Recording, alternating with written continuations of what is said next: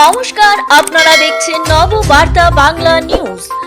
TET নেই এমন শিক্ষকের তালিকায় নেই, সুপ্রিম কোর্টের নির্দেশে বড় সমস্যায় রাজ্যের উচ্চ প্রাথমিক শিক্ষা। পশ্চিমবঙ্গের শিক্ষা সংক্রান্ত খবরের চাঞ্চল্যকর প্রতিবেদন খবরে নজর রাখব। টেট নিয়ে পশ্চিমবঙ্গের স্কুল শিক্ষা ব্যবস্থায় নতুন করে উদ্বেগ তৈরি হয়েছে। সুপ্রিম কোর্টের নির্দেশনার পর কেন্দ্রীয় সরকার জানতে চেয়েছে রাজ্যে ঠিক কতজন শিক্ষক আছেন যাদের টেট বা সমতুল্য যোগ্যতা নেই। তথ্য সংগ্রহের কাজ প্রাথমিক স্তরে মোটামুটি ঠিক থাকলেও উচ্চ প্রাথমিক স্তরের শিক্ষকদের সঠিক সংখ্যা বের করা এখনো সবচেয়ে বড় চ্যালেঞ্জ। পুরনো নিয়োগ পদ্ধতি, একক পরীক্ষা এবং প্যানেল বিভাজনের কারণে দপ্তরের কাছে এখন পুরো বিষয়টি জটিল হয়ে দাঁড়িয়েছে। টেট নিয়ে কেন্দ্রের নির্দেশ ও রাজ্যের প্রতিক্রিয়া। সুপ্রিম কোর্টের নির্দেশের পর কেন্দ্রীয় সরকার 31শে ডিসেম্বর স্কুল শিক্ষা ও সাক্ষরতা বিভাগের যুগ্ম সচিব প্রাচী পাণ্ডের মাধ্যমে রাজ্যকে চিঠি পাঠায়। সেখানে বিস্তারিত পরিসংখ্যান চাইতে বলা হয়েছে রাজ্যে কতজন শিক্ষক বা শিক্ষিকা আছেন যাদের টেট নেই। এই তলবের মূল উদ্দেশ্য হলো আদালতের রায়ের ফলে কতজন শিক্ষক প্রভাবিত হতে পারেন তা স্পষ্টভাবে জানা। প্রাথমিক স্তরে তথ্য ঠিক আছে। প্রাথমিক শিক্ষক শিক্ষিকাদের তথ্য সংগ্রহের কাজ অনেকটা সম্পন্ন হয়েছে। জেলা প্রাথমিক বিদ্যালয় সংসদ ডিপিএসসি এবং বিদ্যালয় পরিদর্শকদের ডিআই মাধ্যমে ইতিমধ্যে তালিকা তৈরি করা হয়েছে। বিকাশ ভবন এবং সংশ্লিষ্ট দপ্তরের সূত্রে জানা গেছে রাজ্যে প্রাথমিক স্তরে প্রায় 1,40,000 শিক্ষক কর্মরত। এর মধ্যে প্রায় 60,000 শিক্ষক টেট পরীক্ষা ছাড়াই নিয়োগপ্রাপ্ত। এই শিক্ষকদের বেশিরভাগ 2006 থেকে 2010 সালের মধ্যে ডিপিএসসির ইন্টারভিউ বা অন্যান্য নিয়ম মেনে নিয়োগ পেয়েছিলেন। সেই সময় টেট বাধ্যতামূলক ছিল না, তাই তাদের টেট সংক্রান্ত কোনো নথি থাকার কথা নয়। উচ্চ প্রাথমিকের সমস্যার কারণ।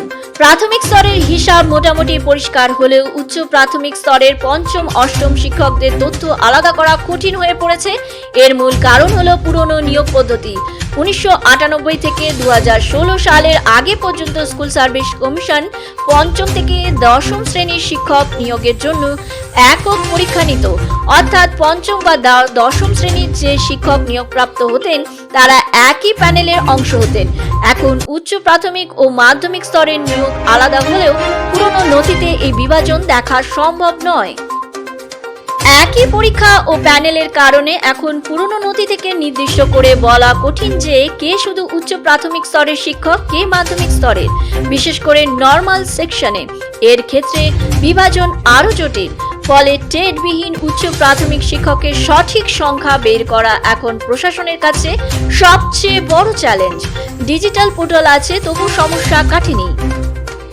রাজ্য শিক্ষক ও কর্মীদের বেতন পরিচালিত হয় IOSMS integrated online salary management system পোর্টালে।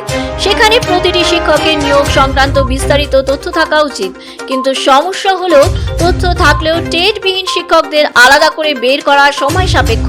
দ্রুত কোনো সংখ্যা কেন্দ্রের কাছে পাঠানো সম্ভব নয়। এই কারণে তথ্যের অনিশ্চয়তা এবং ধীর গতির কারণে শিক্ষক ও প্রধান শিক্ষকের মধ্যে উদ্বেগ তৈরি হয়েছে। কেন্দ্রের চিঠিতে শুধু সংখ্যা নয়, সমস্যা সমাধানের পথ সম্পর্কেও জানাতে চাওয়া হয়েছে, অর্থাৎ রাজ্য সরকার কিভাবে এই সমস্যার টেট সমাধান করতে চায় সেটিকেও জানাতে হবে। শিক্ষক সংগঠনগুলো বলেছে রাজ্যের উচিত দ্রুত এবং সঠিকভাবে উচ্চ প্রাথমিক ও প্রাথমিক স্তরের বিভাজন কেন্দ্রের সামনে তুলে ধরা, যাতে কোনো ভুল তথ্যের কারণে নতুন আইনি জটিলতা তৈরি না হয় এবং শিক্ষকদের স্বার্থ সুরক্ষিত থাকে। এই ছিল এখনকার সংবাদ। পরবর্তী সংবাদ দেখার আমন্ত্রণ জানিয়ে এখনকার মতো শেষ করছি। সবাই ভালো থাকবেন, সুস্থ থাকবেন। ধন্যবাদ।